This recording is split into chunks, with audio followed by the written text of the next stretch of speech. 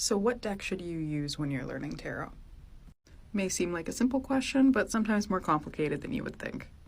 When picking a deck, you should always pick a deck that you connect with. However, when you're starting out, I always recommend the Rider-Waite deck. And this is because of one simple reason.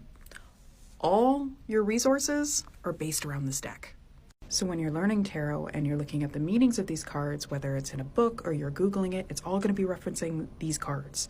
So you're going to be making those connections, seeing the imagery within yourself, and the themes that are present in the card. So you're going to be making those connections and building that relationship with your deck, which is really important. Now, of course, you can use whatever deck you feel confident with and that you connect with, but that is the reason why I recommend the Rider-Waite deck. You're going to find more resources, making it easier to learn. Because that's the secret with tarot, memorization and practice. But that's just my opinion. Do what you want.